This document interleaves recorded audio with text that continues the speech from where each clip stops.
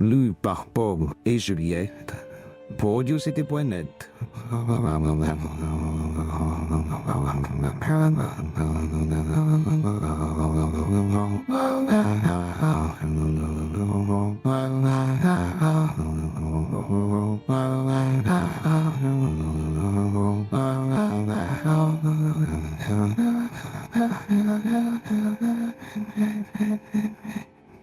La petite marquise de Renaudon dormait encore. Dans sa chambre close et parfumée, dans son grand lit doux et bas, dans ses draps de batiste légère, fine comme une dentelle, caressant comme un baiser. Elle dormait seule, tranquille, de l'heureux et profond sommeil des divorcés. Des voix la réveillèrent qui parlaient vivement dans le petit salon bleu. Elle reconnut son amie chère, la petite baronne de Grangerie, se disputant pour entrer avec la femme de chambre qui défendait la porte de sa maîtresse. Alors, la petite marquise se leva, tira les verrous, tourna la serrure, souleva la portière et montra sa tête, rien que sa tête, blonde, cachée sous un nuage de cheveux. « Qu'est-ce que tu as ?» dit-elle. « À venir si tôt? Il n'est pas encore 9 heures. » La petite baronne, très pâle, nerveuse, fiévreuse, répondit. « Il faut que je te parle, il m'arrive une chose horrible. »« Entre, ma chérie. » Elle entra. Elles s'embrassèrent et la petite marquise se recoucha, pendant que la femme de chambre ouvrait les fenêtres, donnait de l'air et du jour. Puis, quand la domestique fut partie, Madame de Renaudon reprit. « Ah non, raconte. » Madame de Grangerie se mit à pleurer, versant ces jolies larmes claires qui rendent plus charmantes les femmes. Et elle balbutiait, sans s'essuyer les yeux pour ne point les rougir. « Oh, ma chère, c'est abominable, abominable ce qui m'arrive. Je n'ai pas dormi de la nuit, mais pas une minute. Tu entends, pas une minute. Tiens, tâte mon cœur comme il bat. » Et prenant la main de son amie, elle la posa sur sa poitrine, sur cette ronde et ferme enveloppe du cœur des femmes, qui suffit souvent aux hommes et les empêche de rien chercher dessous. Son cœur battait fort, en effet. Elle continua. « Ça m'est arrivé hier dans la journée, vers 4 heures, ou 4h30, je ne sais pas au juste. Tu connais bien mon appartement. Tu sais que mon petit salon, celui où je me tiens toujours, donne sur la rue Saint-Lazare, au premier, et que j'ai la manie de me mettre à la fenêtre pour regarder passer les gens. C'est si gai, ce quartier de la gare, si remuant, si vivant. Enfin, j'aime ça. Donc hier, j'étais assise sur la chaise basse que je me suis fait installer dans l'embrasure de ma fenêtre. Elle était ouverte, cette fenêtre, et je ne pensais à rien. Je respirais l'air bleu. Tu te rappelles comme il faisait beau hier? Tout à coup, je remarque que de l'autre côté de la rue, il y a aussi une femme à la fenêtre, une femme en rouge. Moi, j'étais en mauve, tu sais, ma jolie toilette mauve. Je ne la connaissais pas, cette femme, une nouvelle locataire installée depuis un mois. Et comme il pleut depuis un mois, je ne l'avais point vue encore. Mais je m'aperçus tout de suite que c'était une vilaine fille. D'abord, je suis très dégoûté et très choqué qu'elle fût à la fenêtre comme moi. Et puis, peu à peu, ça m'amusa de l'examiner. Elle était accoudée et elle guettait les hommes. Et les hommes aussi la regardaient. Tous, ou presque tous.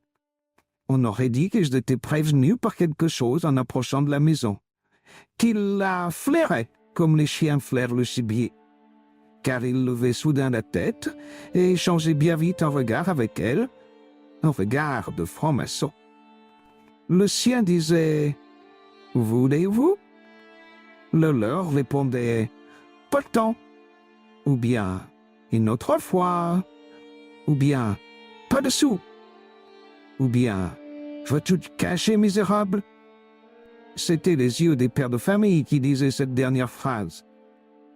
Tu ne te figures pas comme c'était drôle de la voir faire son manège, ou plutôt son métier, Quelquefois, elle fermait brusquement la fenêtre et je voyais un monsieur tourner sous la porte.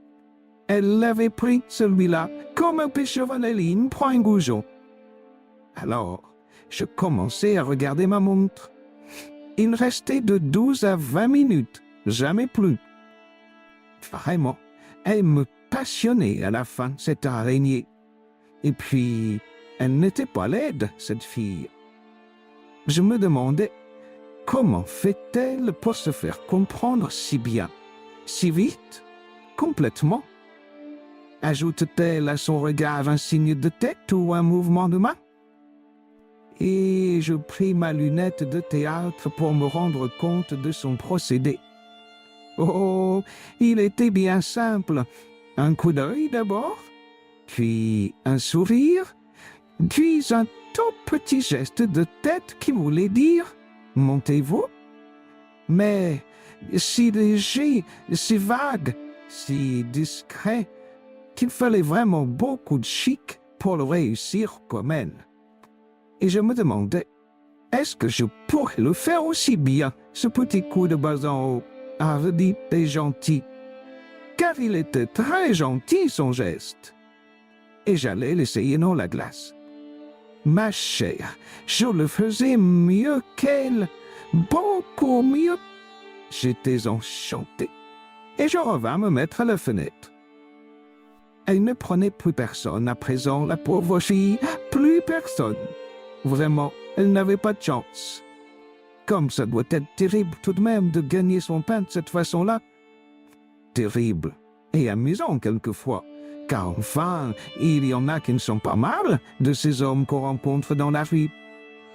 Maintenant, ils passaient tous sur mon trottoir, et plus un seul sur le sien. Le soleil avait tourné. Ils arrivaient les uns derrière les autres, des jeunes, des vieux, des noirs, des blonds, des gris, des blancs. J'en voyais de très gentils, mais très gentils, ma chère, bien mieux que mon mari et que le tien, ton ancien mari, puisque tu es divorcé. Maintenant, tu peux choisir. Je me disais, si je leur faisais le signe, est-ce qu'ils me comprendraient, moi qui suis une honnête femme? Et voilà que je suis prise d'une envie folle de ne leur faire ce signe, mais d'une envie de femme grosse, d'une envie épouvantable, tu sais, de ces envies auxquelles on ne peut pas résister. J'en ai quelquefois comme ça, moi. Est-ce bête, dites ces choses-là? Je crois que nous avons des âmes de singes, nous autres femmes. On m'a affirmé du reste. C'est un médecin qui m'a dit ça. Que le cerveau du singe ressemblait beaucoup au nôtre. Il faut toujours que nous imitions quelqu'un. Nous imitons nos maris quand nous les aimons, dans le premier mois des noces. Et puis nous aimons ensuite nos amis, nos confesseurs, quand ils sont bien. Nous prenons leur manière de penser, leur manière de dire, leurs mots, leurs gestes, tout. C'est stupide. Enfin, moi, quand je suis trop tenté de faire une chose, je la fais toujours. Je me dis donc, voyons, je vais essayer sur un seul, pour voir. Qu'est-ce qui peut m'arriver? Rien. Nous échangerons un sourire, et voilà tout, et je ne le reverrai jamais. Et si je le vois, il ne me reconnaîtra pas. Et s'il me reconnaît, je n'irai par bleu. Je commence donc à choisir. J'en voulais un qui fut bien, très bien. Tout à coup, je vois venir un grand blond. Très joli garçon. J'aime les blonds, tu sais. Je le regarde, il me regarde. Je souris, il sourit. Je fais le geste. Oh, à peine, à peine. Il répond, oui, de la tête. Et le voilà qui entre, ma chérie. Il entre par la grande porte de la maison. Tu ne te figures pas ce qui s'est passé en moi à ce moment-là. J'ai cru que j'allais devenir folle. Oh, quelle peur! Songe, il allait parler au domestique, à Joseph qui est tout dévoué à mon mari. Joseph aurait cru certainement que je connaissais ce monsieur depuis longtemps. Que faire? Dis, que faire? Et il allait sonner tout à l'heure dans une seconde. Que faire? Dis. J'ai pensé que le mieux était de courir à sa rencontre, de lui dire qu'il se trompait, de le supplier de s'en aller. Il aurait pitié d'une femme, d'une pauvre femme.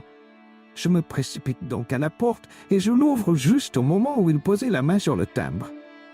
Je balbutiai, tout à fait folle. « Ah, allez-vous-en, monsieur, allez-vous-en, vous vous trompez. Je suis une honnête femme mariée. C'est une erreur, une affreuse erreur. Je vous ai pris pour un de mes amis à qui vous ressemblez beaucoup. Ayez pitié de moi, monsieur. » Et voilà, tout m'est arrivé, ma chère. Il répond: « Bonjour, ma chatte. Tu sais, je la connais ton histoire. Tu es mariée. C'est 2 louis au lieu d'un. Tu les auras. Allons, montre-moi la route. » Et il pousse, il referme la porte, et comme je demeurais, épouvanté en face de lui, il m'embrasse, me prend par la taille et me fait rentrer dans le salon qui était resté ouvert. Et puis, il se met à regarder tout comme un commissaire-priseur et il reprend: « Biggs, c'est gentil chez toi, c'est très chic.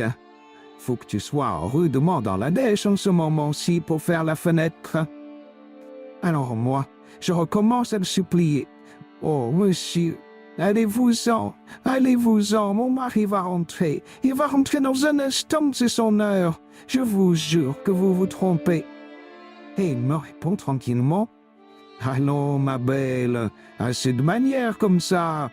Si ton mari rentre, je lui donnerai 100 sous pour aller prendre quelque chose en face. » Comme il aperçoit sur la cheminée la photographie de Raoul, il me demande: « C'est ça, ton mari? » « Oui, c'est lui. Il a l'air d'un joli mufle. Et ça, qu'est-ce que c'est? Une de tes amies? » C'était ta photographie, ma chère. Tu sais, celle en toilette de bal. Je ne savais plus ce que je disais, je balbutiais. « Oui, c'est une de mes amies. Elle est très gentille. Tu me la feras connaître. » Et voilà la pendule qui se met à sonner 5 heures. Et Raoul rentre tous les jours à 5h30. S'il revenait avant que l'autre fût parti, me semble donc. Alors, j'ai perdu la tête. Tout à fait. J'ai pensé que le mieux était de me débarrasser de cet homme le plus vite possible. Plutôt serait fini, tu comprends? Et voilà. Voilà, puisqu'il le fallait. Et il le fallait, ma chère. Il ne serait pas parti sans ça. Donc j'ai mis le verrou à la porte du salon. Voilà. La petite marquise de Renaudot s'était mise à rire, mais à rire follement, la tête dans l'oreiller, secouant son lit tout entier. Quand elle se fut un peu calmée, elle demanda: « Et il était joli garçon? » « Mais oui. Et tu te plains. Mais, vois-tu, ma chère, c'est que il a dit qu'il reviendrait demain à la même heure. Et j'ai une peur atroce. Tu n'as pas idée comme il est tenace et volontaire. Que faire? Dis, que faire? » La petite marquise s'assit dans son lit pour réfléchir. Puis elle déclara brusquement: « Fais-le arrêter. » La petite baronne fut stupéfaite. Elle balbutia: « Comment? Tu dis? À quoi penses-tu? Le faire arrêter? Et sous quel prétexte? » « Oh, c'est bien simple. Tu vas aller chez le commissaire, tu lui diras qu'un monsieur te suit depuis 3 mois, qu'il a eu l'insolence de monter chez toi hier, qu'il t'a menacé d'une nouvelle visite pour demain, et que tu demandes protection à la loi. On te donnera 2 agents qui l'arrêteront. » « Mais, ma chère, s'il raconte... » »« Mais on ne le croira pas. Saute, du moment que tu auras bien arrangé ton histoire au commissaire. On te croira toi qui es une femme du monde, irréprochable. »« Oh, je n'oserai jamais. Il faut oser, ma chère, ou bien tu es perdue. Songe qu'il va qui va m'insulter quand on arrêtera. Eh bien, tu auras des témoins et tu le feras condamner. Condamner à quoi? À des dommages. Dans ce cas, il faut être impitoyable. Ah, à propos de dommages, il y a une chose qui me gêne beaucoup. Mais beaucoup. Il m'a laissé 2 louis sur la cheminée. 2 louis? Oui. Pas plus? Non? C'est peu. Ça m'aurait humilié, moi.